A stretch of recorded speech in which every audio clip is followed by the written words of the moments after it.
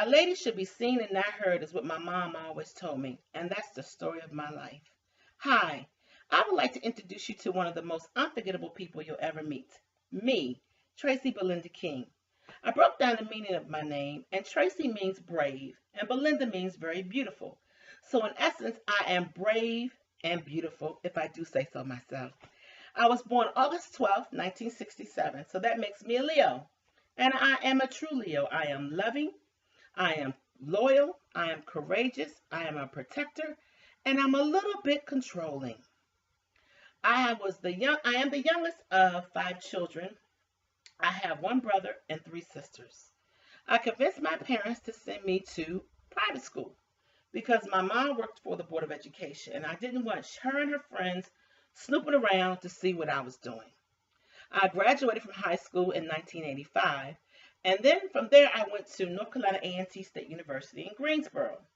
I majored in business administration with a minor in fashion merchandising. I stayed at A&T for 2 years, but college didn't like me, and I didn't like college, so I decided it was time to come home. Came home, and I got me a job with the federal government. I was still living home with my parents, but I still had a college mindset, and meaning I was still out partying, kind of doing things as I pleased when I got ready, and I didn't sit well with my parents. And I never forget the day that my mom told me that it was time to move out on my own. I had stayed out partying with my friends and had come in late, and I slept in late the next day. And my mom was in the den peeling turnips. And so I got up and went in the den, and I said, "Hi, Mom." She says, "Hey." And there was an eerie silence. And then she said, in a very calm voice, two women can't live in the same household. And I said, you're absolutely right.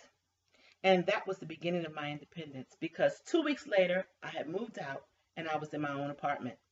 And I felt like I was free. I felt like an adult. I had my own place. I was still working for the federal government. I was being promoted. I was traveling with my job.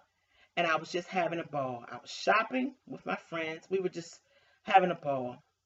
But in 1998, I gave birth to a baby girl. And I named her Alexis Michaela. And I no longer wanted to be out and about with my friends. I wanted to be home with my baby. I wanted to watch her go from a newborn to an infant, and from an infant to a toddler, from a toddler to an adolescent, from an adolescent to a full-fledged teenager. And even though you can keep the teenager, but I understand it's a part of the process, so I'm working with it. Well, I was a single parent for most of her life until I met my husband, Charles, 6'2". We've known each other for all of our lives because we go to the same church, but I never really saw him in a romantic light until the light bulb went off. And in November of 2009, we were married, and we've been going strong ever since. My husband would say, "Girl, I'd go to the end of the world for you." Well, how about driving 9 hours to pick up your wife because she fell in a manhole? Yes, me, in a manhole up to my armpits. Columbia, South Carolina, September 14th, 2013. This is how it goes. My sister and I had traveled to Columbia, South Carolina to an event, and we had left the event and was getting ready to go back to the hotel, and we were waiting on a taxi. The taxi pulls up and says, "Okay, I'm going to pick you up on the other side in the grassy area." I turn right and step left and down into the manhole I go.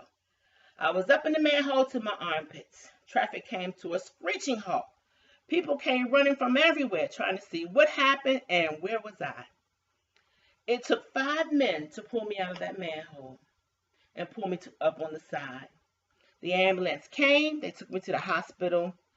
X-rays later, I had a sprained knee. The diagnosis, a sprained knee. They wrapped me in an ace bandage, gave me some high potent painkillers, some crutches, and sent me on my way. My husband arrived 3 o'clock that morning, only to turn around and go back to D.C. to take me back home the same day. A miserable ride, but we got home safely. Still in agonizing pain, I called an orthopedic specialist, only to go through more x-rays and an MRI to find out that I had a subchondral lateral fracture, I had a bone marrow edema, and I had a cyst on the back of my knee. Who does that? Fall in a manhole. I am a high heel girl. I love wearing my 3 to 4 inch high heel shoes. But in a blink of an eye, I was reduced to crutches, and then from crutches to a walking cane, wearing slip-ons and loafers. Well, what am I going to do about that? This is what I'm going to do. On October 15th this year, I will be having orthoscopic knee surgery. And I pray that the doctors can go in and fix whatever's wrong with my knee, so I can go back to being the high heel girl I once was.